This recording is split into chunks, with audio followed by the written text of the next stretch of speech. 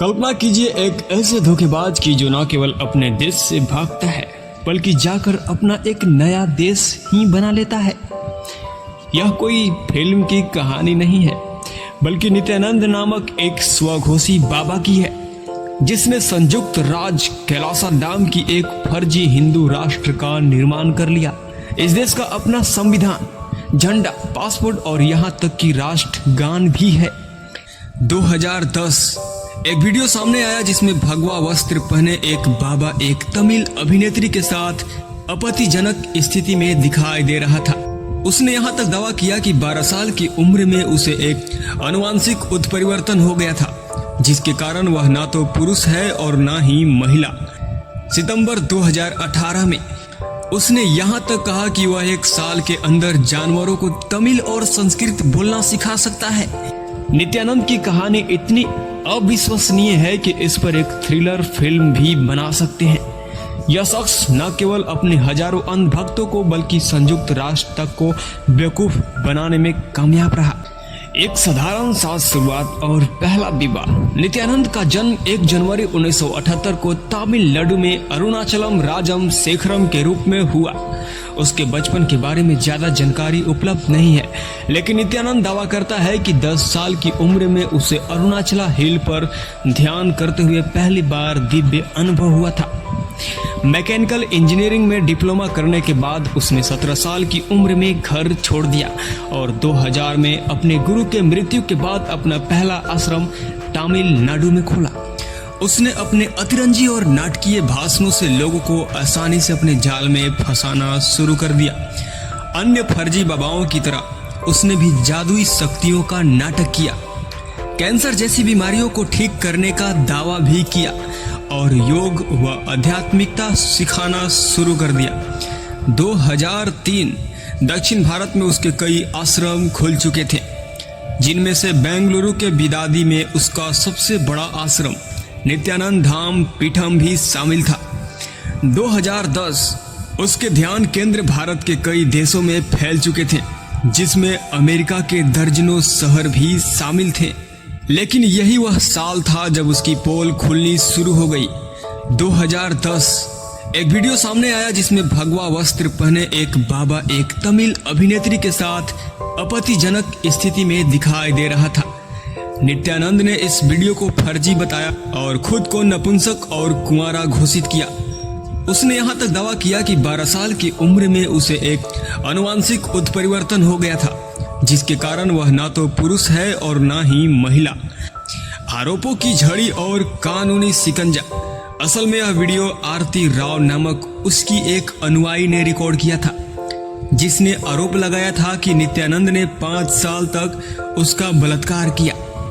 यहीं से नित्यानंद का पतन शुरू हो गया था। बचने के लिए वह हिमालय प्रदेश के एक गुप्त स्थान पर भाग गया, लेकिन पुलिस ने उसे ढूंढ निकाला और गिरफ्तार कर लिया। वह 50 से ज्यादा दिनों तक जेल में भी रहा। किसी और देश में यह नित्यानंद की कहानी का अंत हो सकता था, लेकिन भारत में ऐसे फर्जी बाबाओं के पीछे भक्तों की कमी नहीं है। जेल में रिहा होने के बावजूद उसकी सभाओं में हजारों लोग आते रहे। नित्यानंद ने चालाकी से अपनी खिलाफ हुई कार्रवाई को हिंदू धर्म और एक हिंदू गुरु पर हमले के रूप में पेश किया।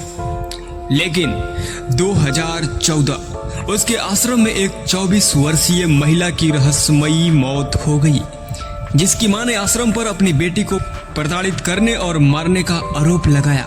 हालांकि उसकी लोकप्रियता पर कोई असर नहीं पड़ा। बलात्कार के मामलों में शिकंजा कसने लगा।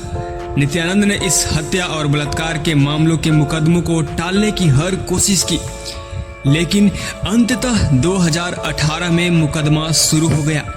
कैलासा का उदय और वैश्विक धोखाधड़ी।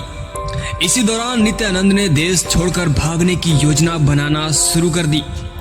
अगस्त 2018 उसने अपनी करीबी अनुयायी सारा लैंड्री के माध्यम से कनाडा में राजनीतिक शरण पाने की कोशिश की, लेकिन जब सारा को नित्यानंद के आश्रमों में बच्चों के साथ होने वाले दुर्व्यवहार के बारे में पता चला तो उसकी आंखें खुल गई। आरोपों के बढ़ने के साथ नित्यानंद के बेतुकी दावे भी बढ़ते गए। सितंबर 2018 में उसने यहाँ तक कहा कि वह 1 साल के अंदर जानवरों को तमिल और संस्कृत बोलना सिखा सकता है।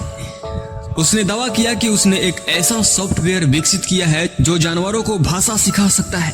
एक और अजीबोगरीब घटना में उसने बिल गेट्स और वॉरेन बफे को एक पुनर्जन्म ट्रस्ट के माध्यम से अपनी संपत्ति उसे देने का प्रस्ताव दिया, जिसमें दावा किया कि वह अगले जन्म में उन्हें उनकी संपत्ति वापस कर देगा और उनकी जीवात्मा पर जीपीएस लगाकर ट्रैक भी कर सकता है। उसने यहाँ तक अल्बर्ट आइंस्टाइन के प्रसिद्ध सूत्र E=mc² को भी गलत बताया और यहाँ तक कि कहा कि दुनिया के 20% गैर जिम्मेदार लोगों को सर्जरी के माध्यम से खत्म कर देना चाहिए। 2019 तमिलनाडु के जनार्दन शर्मा ने आरोप लगाया कि नित्यानंद ने अपनी 2 नाबालिग बेटियों को अहमदाबाद के अपने आश्रम में बंधक बना रखा है। नित्यानंद को 50 से ज्यादा बार अदालत में बुलाया गया, लेकिन वह कभी पेश नहीं हुआ। नवंबर 2019 गुजरात पुलिस उसे गिरफ्तार करने के लिए उसके आश्रम पहुंची, लेकिन वह वहां नहीं मिला। बाद में पता चला कि नित्यानंद देश छोड़कर भाग चुका है। देश से भागने के बाद नित्यानंद ने एक वीडियो जारी किया जिसमें उसने खुद को भगवान शिव घोषित किया और कहा कि कोई भी बेवकूफ अदालत उसे सच बताने के लिए मुकदमा नहीं चला सकती। दिसंबर 2019 उसने कैलासा नामक एक अलग देश के निर्माण की घोषणा कर दी, जिसका उद्देश्य हिंदू सभ्यता को पुनर्जीवित करना था। उसने दावा किया कि हिंदू खतरे में है। शुरुआती रिपोर्टों में कहा गया कि उसने इक्वाडोर के पास एक द्वीप खरीदा था, लेकिन इक्वाडोर सरकार ने इस बात से इनकार कर दिया। अंतरराष्ट्रीय मान्यता का ढोंग और पर्दाफाश। यह घोटाला तब अपनी चरम सीमा पर पहुंचा जब फरवरी 2023 नित्यानंद ने विजय प्रिया नित्यानंद को संयुक्त राष्ट्र की एक बैठक में कैलासा की अस्थायी राजदूत के रूप में भेजा। उसने संयुक्त राष्ट्र सम्मेलन में कहा कि कैलासा हिंदुओं का पहला संप्रभु राज्य है और भारत नित्यानंद को प्रताड़ित कर रहा है। इसी तरह अक्टूबर 2022 में ब्रिटेन के हाउस ऑफ लॉर्ड्स में दिवाली पार्टी के ब्रोशर में कैलासा का पूरा पेज का विज्ञापन था और नित्यानंद के कुछ समर्थक भी इस पार्टी में शामिल हुए थे। 2023 में अमेरिका ने न्यू जर्सी के बड़े शहर न्यूयॉर्क के साथ कैलासा ने एक सिस्टर सिटी एग्रीमेंट भी किया, जिसमें शहर के मेयर भी मौजूद थे। हालांकि जब बाद में सच्चाई का पता चला तो मेयर ने इस समझौते को रद्द कर दिया।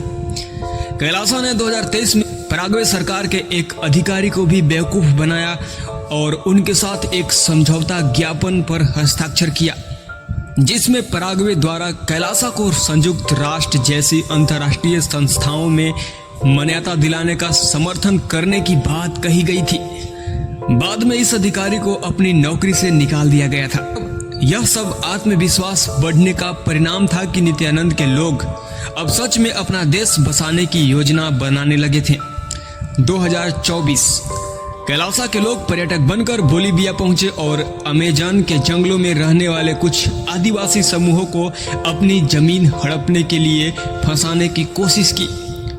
उन्होंने धोखे से उन्हें 1000 साल के लिए लीज पर जमीन लेने के समझौता किए, जिसमें कैलासा को संपूर्ण संप्रभुत्व देने और आदिवासियों को कैलासा की रक्षा करने की शर्त रखी गई थी। अंततः पर्दाफाश।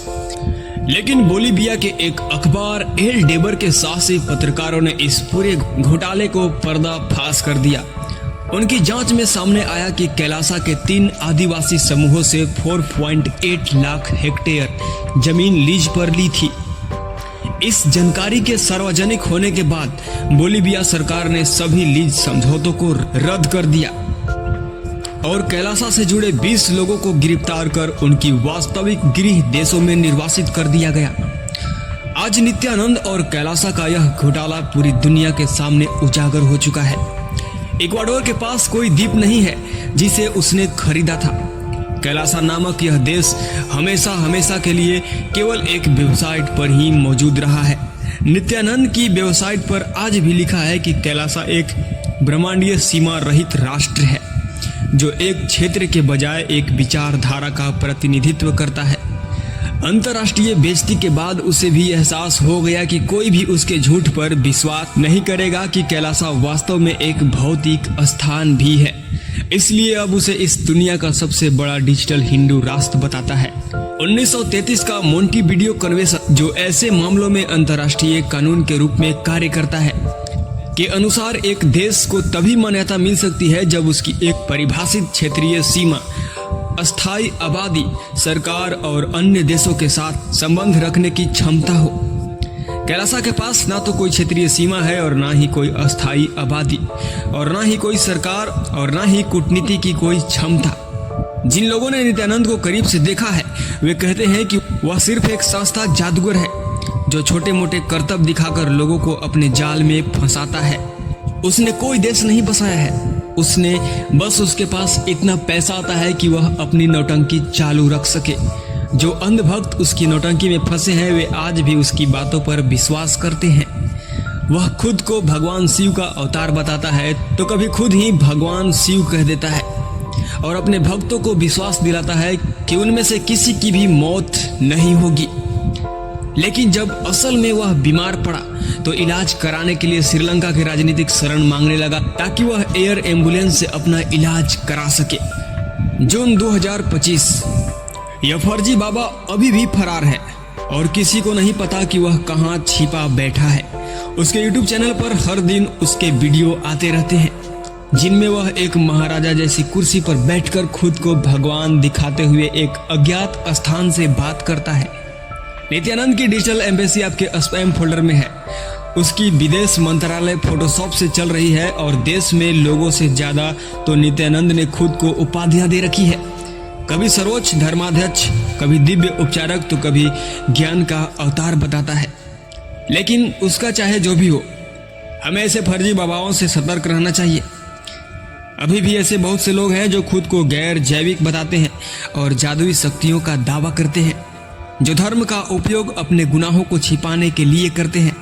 ऐसे जलसादों से बचने के लिए आम लोगों को जागरूक करना बेहद ही जरूरी है।